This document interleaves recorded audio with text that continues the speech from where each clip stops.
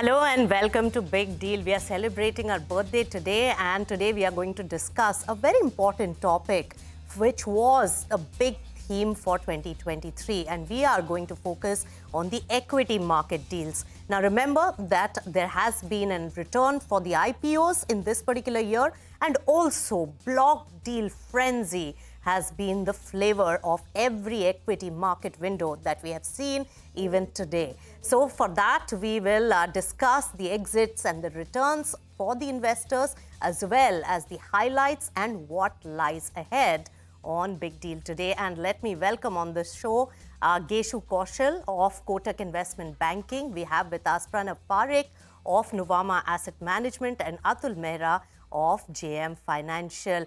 Lady and gentlemen, thank you so much for joining us on CNBC-TV18. Now, Atul, starting with you, how has the year been according to you? Can you summarize the frenzy that we have seen in the equity market transactions? You've had so many years and you have seen so many cycles. This year has been an outlier in many ways. So thank you, Nisha, for inviting us, and it's always a pleasure talking to you. So let me summarize the calendar year 23 for you. It was a great year in all respect. What we have seen is in terms of both volume, the size of transactions and the number of transactions have been very, very impressive. If what were the key takeaways, if you ask me, drilling down into it, there are a couple of very interesting takeaways which is there. Number one, what we've seen is the average size of the transaction, which India has been struggling for a very long time, is started to improve and improve dramatically. The average size of the transaction that we saw in 23 is in north of, I would say, 1300, 1400 crores, which is a very impressive number. Number two is very impressive is both in terms of the quality of the transaction, the uniqueness of the transaction, the management quality which backed these transactions, and the returns that the investor made from these transactions is simply superb. So that was the second trend. And the third trend that we saw was that the pipeline which is building up because of the robustness in the market is very, very impressive. And we hope and we believe that the calendar year 24 is going to be a better year than the year 23 that has gone by.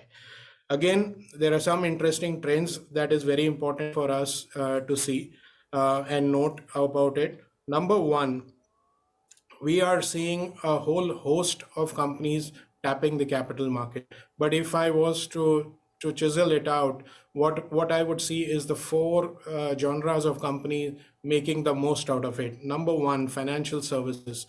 Number two, the consumer stories. Number three, high quality consumer tech companies. And number four, what we are seeing emerge very slowly is the industrial companies taking to the market. So the trend is very, very encouraging. Particularly what is heartening for all of us is the volume that we have seen in the block trade window. Now, this is very, very interesting, very, very important, because the data that you see from the block trade is often mixed up with the bulk window, the OFS, as well as the block trade. And I believe that's a very sizable volume that is happening in the market. It's very important, very crucial for two or three reasons.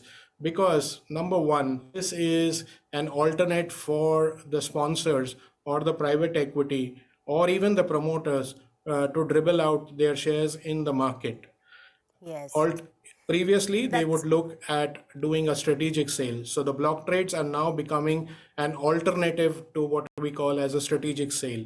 And absolutely, year, Atul. Atul, I would say that the biggest takeaway for this particular year has been that the promoters and the private equity and investor community has found comfort in the fact that the Indian markets have the ability to give them an exit. They don't have to wait for either an IPO from the private market or, on the other hand, a strategic sale. We have seen many companies having delisted in order to sell themselves when the valuations had run up.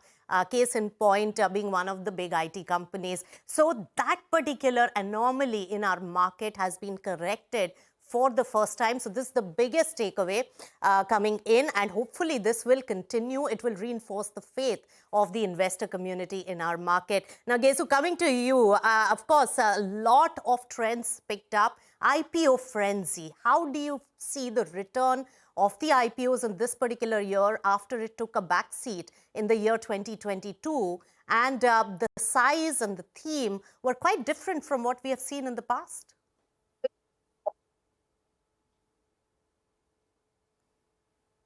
All right, Gesu, can you hear me? All right, I'll come back to Gesu with this. But Pranav, talking from an investor point of view, now you look at the private equity space, and a lot of frenzy in the IPO market recently has been really driven by the pre-IPO investments that have been made and the several rounds in the pre-IPO space. And you have a very good hold on that. So give us a sense of the IPO frenzy that we saw. Of course, it's different from 2021, but we did see the startups come back in this particular year as well. Yeah, well, firstly, thank you, Nisha, for calling me on the show. I think you're absolutely right.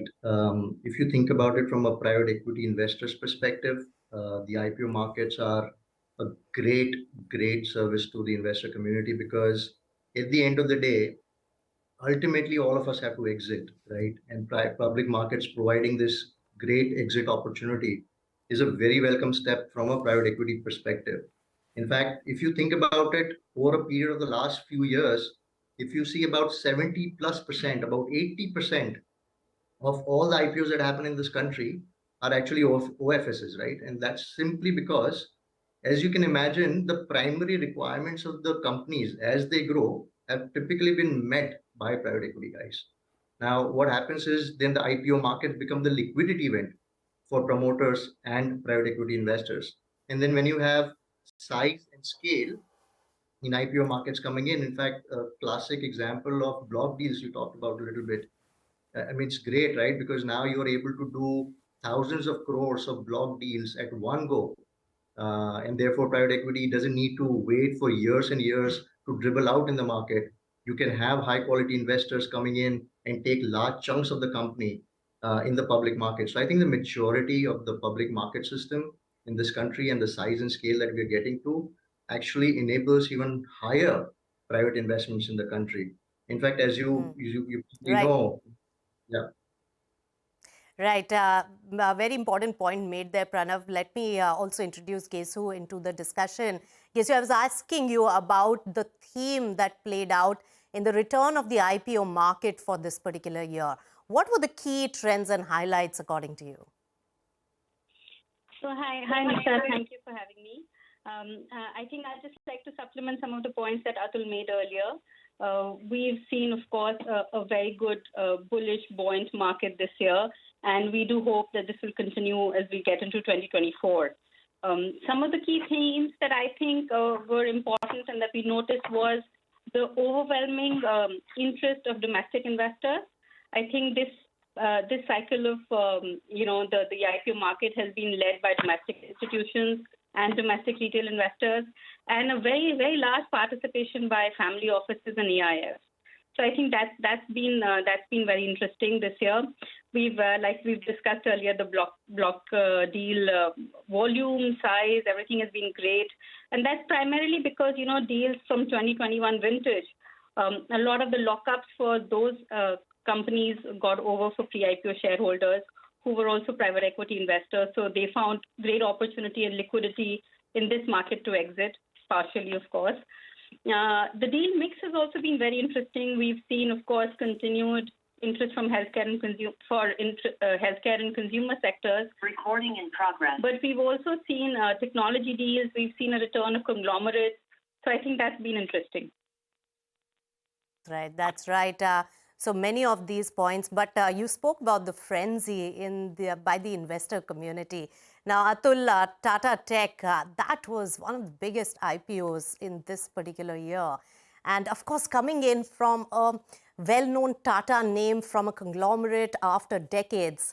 How did that pan out, and what was this frenzy all about? You were in the midst of that action. So Tata Technologies, as you know, is a global engineering research and development company. It's an IPO from the Tata Group after nearly 20 years. It was a pleasure and an honor working on this transaction for my firm and myself. We say so very humbly because in 2004, which was the last issue of TCS, which was the last public issue of TCS, again, we were involved as the left lead manager, and the demand at that point of time was the highest received at that point of time.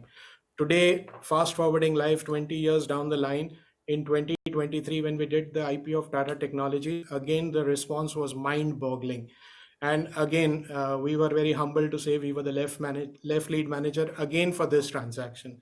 Now, if you analyze and dissect what was this response all about, this response, to my mind, if I was to summarize it in 2 points, I would say it was because of the Tata brand name and the Tata Technologies mission to innovate, grow, and create lasting value for the investors. So this was the two themes, to my mind, which saw the kind of response that we have not seen for a Yes. very long time. That's right. In fact, from the house of Tatas and Birlas, it's a different chord that is really struck with especially the retail investors. Now, Gesu, I want to delve a little on this as a theme. Now, in the last few years, since 2021, we've seen that the big conglomerates have come back to the market after decades. JSW Infrastructure, again, was one such IPO. Give me a sense on what is the difference between a novice and an IPO coming in from a large, well-set conglomerate whose name also rings a bell and who are very well prepared with so many other listed companies in the group. So I think, Nisha, the 2-3 things that stand out for investors, of course, one of the points is about familiarity of the name, but also trust. I think if you have a house which has many listed companies who've focused on giving returns to investors, one new company from that bastion also is received very well by the investors. So that's one point. I think also such companies and promoters and conglomerates are aware that investor returns is important, and therefore pricing of IPOs is done in that context. So I think that's another thing that plays out. Of course, these are also set businesses who've been around for a couple of years. So financial performance, stability, growth, all of those factors play in. That's right. So it's a different kind of an IPO dynamic. So when we see the large conglomerates coming in, and we have seen a spate of that, and it will continue for the next couple of years as well. But Pranav, from the startup IPO, that came in as a frenzy in 2021. And also that led to many investors burning their fingers and then losing steam in the last year. But this particular year, Honasa has probably proved the point in many ways. Does it give a lot more confidence to the probable future aspirants from the startup space? Yeah, firstly, what is a startup, right? I think we keep on calling all these companies startup. To be honest, all of these are actually quite mature companies. These are all 10, 12, 15 years in the making, right? I mean, if you go to the public markets, I think the public markets expect a certain level of maturity. And like you pointed out just a few seconds ago, that maturity defines how public markets also sees it. And that maturity is not only in the context of, how you treat the investors, how you come across to the investors, but also as how you build that business from a governance, from a sustainability perspective. And that's what, for example, people like us do when we come in, 2 to 3 years to IPO. Our endeavor is to ensure that whatever we're putting in place is sustainable. I think that's what you're seeing. I think some of these, if you want to call it, early IPOs kind of paved the way for more maturity in this, the new age type of companies or current age type of companies, if you will. And I think you're going to see that consistently now, improvement in the quality and the type of companies that are able to go IPO. And I think people are ferreting very clearly, what can go IPO and what should still wait to get to the public markets, because public markets demand a certain set of stable, revenue, income projections, PAT projections. So I think, and that's what the last 2 years have seen. Right. I have a lot more to discuss with all of you, and especially Pranav, when we spoke about these new age companies. Valuation have been one of the biggest talking points. We'll pick that up after a very short break on Big Deal. Stay tuned.